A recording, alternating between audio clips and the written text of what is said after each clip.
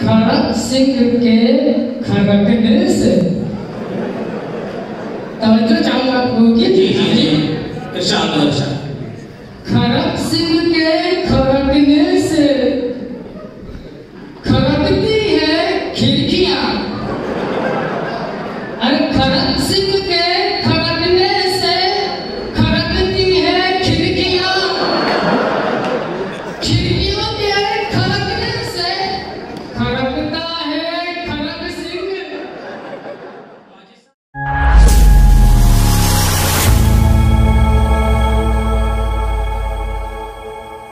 मौजूद हैं मुल्क भर के नाम निहाद मुशायरा लोग पेशावर उलमा और शोराए किराम जो अपनी लतीफ़ा संजी और बकवास गोई से खुद भी परेशान है और आज पूरी महफिल भी परेशान होगी। नाज़रीन, क़ब्ल इसके कि इन मेहमानों को आपके रूबरू करूँ एक शेर पेश खिदमत है। जली शम्मा हुआ परवानों का खून, तवज्जो चाहूंगा। जली शम्मा हुआ परवानों का खून, जली शम्मा हुआ परवानों का खून, जली शम्मा हुआ परवानों का खून, जली शम्मा हुआ परवानों का खून, जली शम्मा हुआ परवानों का खून। इन्ना लिल्लाहि व इन्ना इलैहि राजिऊन।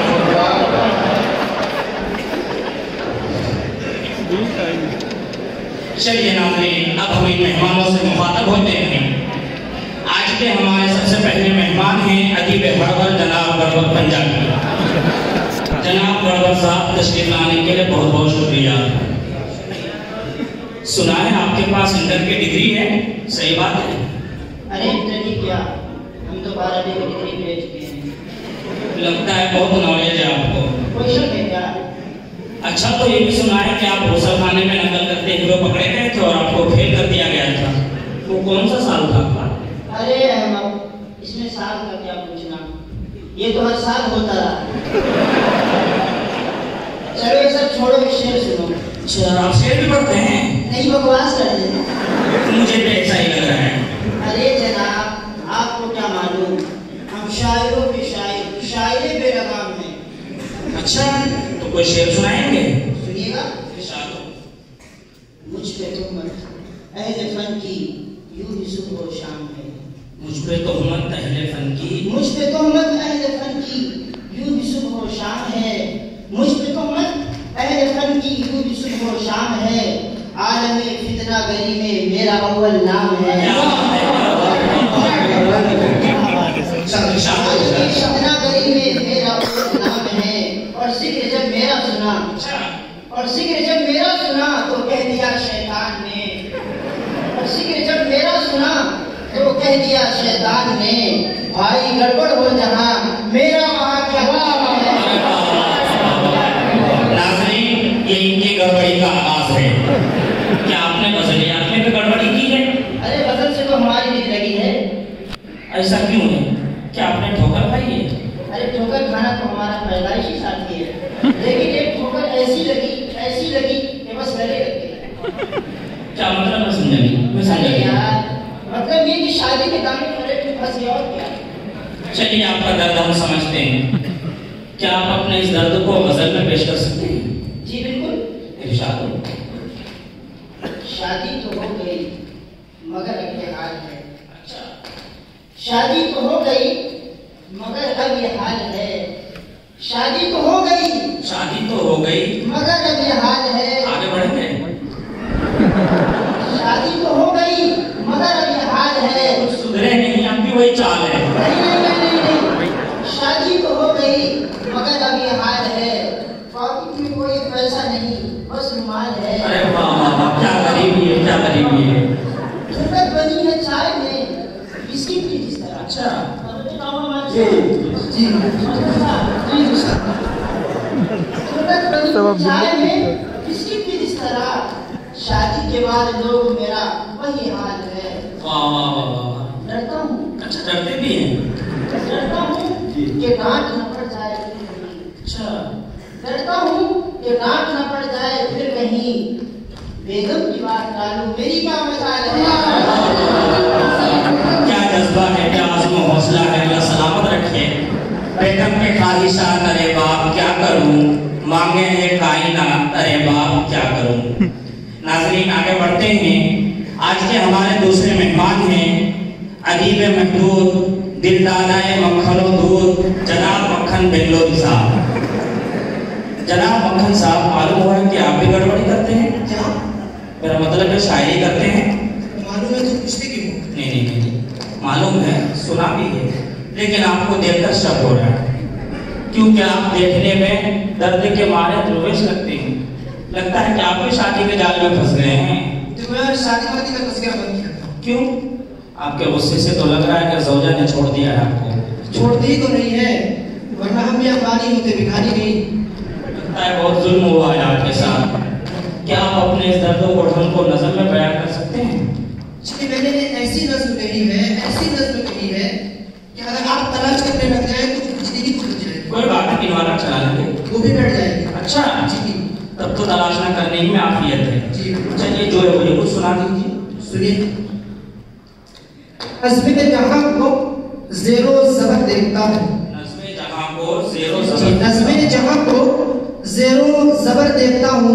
सब सुनिए कि नज़्म जहां को ज़ेरो ज़बर देखता हूँ, नज़्म जहां को ज़ेरो ज़बर देखता हूँ, मादा के इख्तियार में नर देखता हूँ। अरे वाह वाह वाह, क्या नजर है आपकी। नज़्म जहां को ज़ेरो ज़बर देखता हूँ, मादा के इख्तियार में नर देखता हूँ। और हालात कुछ ऐसे हुए हैं आजकल, हालात कुछ ऐसे हुए हैं आजकल, शौहर की मज़लूमियत की खबर देखता हूँ। मक्खन साहब, आप तो काफी अच्छे शायर हैं। क्या आपको शायरी में भी शोहरत हासिल है? नहीं, देखिए, शायरी का शोहरत से कोई ताल्लुक नहीं। शायरी शायरी होती है और शोहरत शोहरत होती है। अब मिसाल के तौर पर देखिए कि हमारे प्राइम मिनिस्टर साहब पूरी दुनिया में मशहूर है कि नहीं? जी, लेकिन शायर नहीं। चलिए कुछ सुनाएंगे आप? जी सुनिए। एक शेर है कि अपना एक उसूल एक निज़ाम है, अपना एक उसूल एक निज़ाम है, अपना एक उसूल एक निज़ाम है, अपना एक उसूल एक निज़ाम है, बस दावतें खाना मेरा काम है। बस दावतें खाना मेरा काम है और मंजूर है सबकी दावतें, लेकिन मंजूर है सबकी दावतें, लेकिन बशर्त उम्दा ताम है, पर अफसोस के बुलाकर खिला देते हैं तहारी। पर अफसोस यहाँ के मंजर नामे को सुनिएगा। पर अफसोस के बुलाकर खिला देते हैं तहारी, पर अफसोस के बुलाकर खिला देते हैं तहारी। अरे यहाँ तो बिरयानी के आम है। वाह, लगता है आपको तो बिरयानी नहीं मिली, खाना बंद है क्या? नहीं, टिकट तो नहीं। कुछ और सुनाएंगे आप? जी सुनिए। सर्दी के ऊपर है कि हर शख्स को साफ रहना जरूरी है। हर शख्स को साफ रहना जरूरी है। हर शख्स को साफ रहना जरूरी है। हर शख्स को साफ रहना जरूरी है। गर्मी हो के सर्दी नहाना जरूरी है। गर्मी हो के सर्दी नहाना जरूरी है। इसमें एक मनहूस ने कहा कि जिसे ना हो महीनों तक नहाने की हिम्मत, जिसे ना हो महीनों तक नहाने की हिम्मत, तो फिर हफ्ते के हफ्ते हाथ मुंह धोना जरूरी है। एक और शब्द कहा है कि दिसंबर जब भी आता है यही अंजाम होता है। दिसंबर जब भी आता है दिसंबर जब भी आता है यही अंजाम होता है। दिसंबर जब भी आता है यही अंजाम होता है।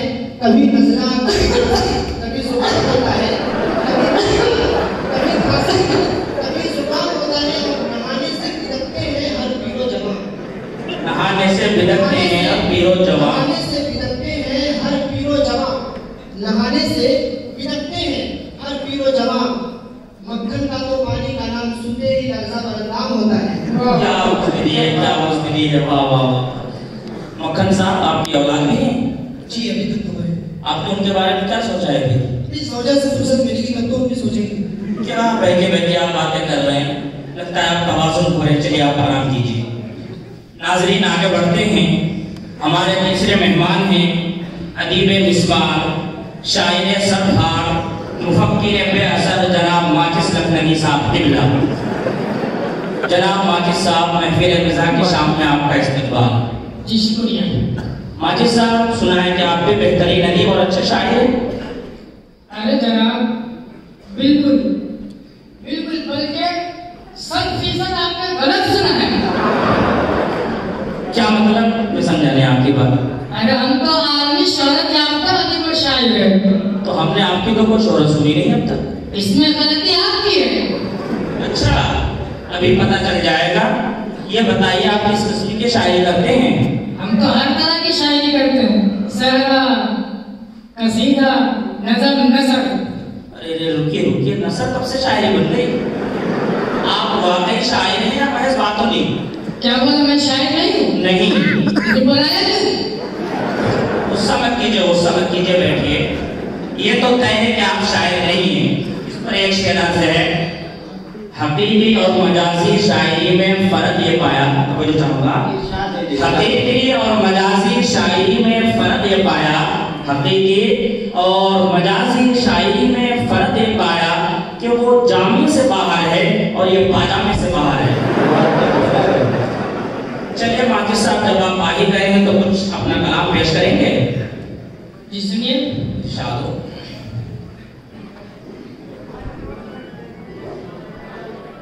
کھڑک سنگھ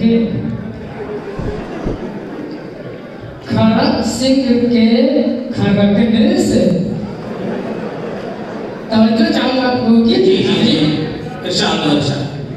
کھڑک سنگھ کے کھڑکنے سے کھڑکتی ہے کھڑکیاں، ارے کھڑک سنگھ کے کھڑکنے سے کھڑکتی ہے کھڑکیاں، کھڑکیوں کے کھڑکنے سے کھڑکتا ہے کھڑک سنگھ۔ ماجد صاحب، آپ شعر پڑھ رہے تھے، کھڑکی دروازہ ہلا رہے تھے۔ اتنا ہی نہیں پتا تو سامنے کیوں بیٹھے؟ جن کا رشتہ ہی نہیں کوئی شکشا کے ساتھ، جن کا رشتہ ہی نہیں کوئی شکشا کے ساتھ، شاید ایسے بنے ای رکشا کے ساتھ۔ کچھ اپنا اچھا کلام پیش کریں گے؟ میں دوبارہ اس پر ایک شعر کہتا ہوں۔ آپ شاعر بھی ہیں؟ جی۔ ایک مشورہ ہے میرا آپ کو، آپ شادی کر لیجیے۔ اگر آپ کو بیوی اچھی مل گئی تو آپ کی زندگی سنور جائے گی، اور اگر بیوی خراب ملی تو کم از کم آپ کی شاعری تو سدھر جائے گی۔ شعر سنیے گا۔ ارشاد ہو۔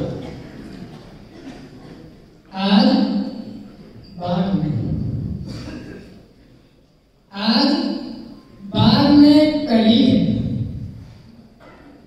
توجہ چاہوں گا آپ لوگوں کی۔ جی۔ آج باغ میں کلی ہے، اگر آج باغ میں کلی ہے، کل گلاب ہوگا۔ اگر آج باغ میں کلی ہے، کل گلاب ہوگا۔ سنیے گا آپ لوگ، آج باغ میں کلی ہے، کل گلاب ہوگا۔ مجھ سے شادی کرو، کچھ سوال ہوگا۔ لاکھ حسن سے لی جائے تمہاری خبر، اگر دوبارہ ایسا کہا تو یہی جواب ہوگا۔ ناظرین، یہ تو آپ سن رہے تھے محض فضول گوئی اور بکواس ہے۔ اس پر ایک شعر عرض ہے، آدمی ہے یہ فضول کے اور کرتے ہیں شاعری۔ آدمی ہے، توجہ چاہوں گا، آدمی ہے یہ فضول کے اور کرتے ہیں شاعری، آدمی ہے یہ فضول کے اور کرتے ہیں شاعری، رکھتے ہیں اپنے جیب میں دوسروں کی ڈائری۔ اپنی ڈائری ہے، دیکھیے اپنی ڈائری اپنی ہے۔ چپو، سرقہ ہے شعر ان کا اور دعویٰ ہے خودی کا، سرقہ ہے شعر ان کا اور دعویٰ ہے خودی کا، چپ چاپ بیٹھیے اسی میں بھلا ہے سبھی کا۔ ناظرین، ابھی تک آپ ملک بھر کے نام نہاد مشاعرہ جو پیشہ ور شعرائے گرد و غبار کی بکواس سن رہے ہیں۔ آگے بڑھتے ہیں، چلو کہ اور کرشمے غزل کے دیکھتے ہیں، فراز اب ذرا لہجہ بدل کے دیکھتے ہیں۔ آج کے ہمارے مہمان خصوصی ہیں جناب عدنان دیوبندی صاحب، جو ماشاءاللہ بڑے اچھے شاعر بھی ہیں اور خوبصورت آواز اور ترنم کے مالک بھی ہیں۔ جناب عدنان صاحب، ہماری محفل میں تشریف لانے کے لیے بہت بہت آپ کا شکریہ۔ ناظرین کی خواہش ہے کہ آپ کچھ اپنا اچھا اور پسندیدہ کلام ناظرین کو اگر سنا دیں تو بہت شکر گزار اور احسان مند ہوں گے۔ بہت بہت شکریہ۔ دیکھیے میں تو مختلف مجالس میں مختلف اقسام کے اشعار پڑھتا رہتا ہوں، لیکن حالات کے پیش نظر آپ تمامی حضرات کے درمیان کچھ اشعار پیش خدمت کرنا چاہتا ہوں۔ توجہ چاہوں گا گڑبڑ صاحب، ماجد بھائی سنیے گا۔ باطل سے کبھی حق نہ تباہے نہ دبے گا،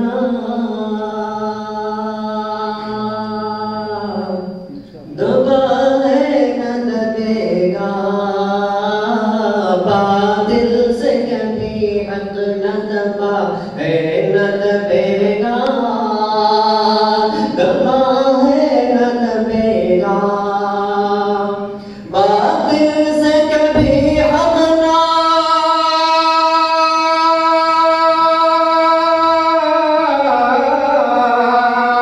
باطل سے کبھی حق نہ دبا ہے نہ دبے گا، روکے سے سیلاب رکا ہے نہ رکے گا، رکا ہے سب سنے گا، رکا ہے نہ رکے گا۔ اور بکر خاص مکہ صاحب تو چاہوں گا سنیے گا ماجد بھائی کہ کانٹے نہیں تم راہوں میں بارود بچھا دو، کانٹے نہیں تم راہ میں بارود بچھا بارود بچھا دو، کانٹے نہیں تم راہوں میں بارود بچھا دو، بارود بچھا دو، کہ کانٹے نہیں تم راہوں میں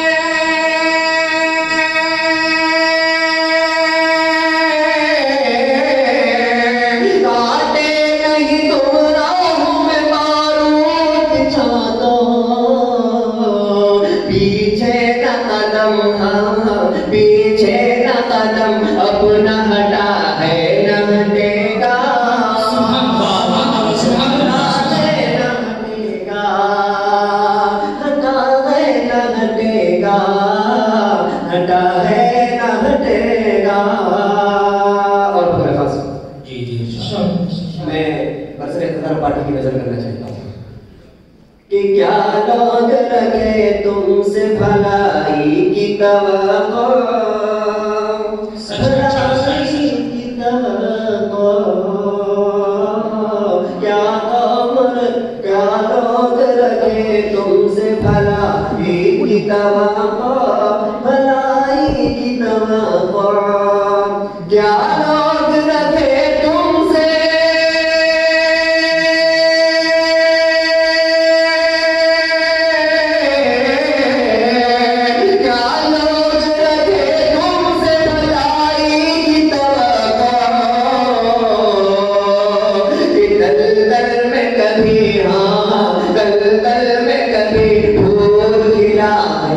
کھلے گا، کھلا ہے نہ کھلے گا، کھلا ہے نہ کھلے گا، کھلا ہے نہ کھلے گا، کھلا ہے نہ کھلے گا۔ بہت بہت شکریہ سلام۔ شکریہ جزاکم اللہ۔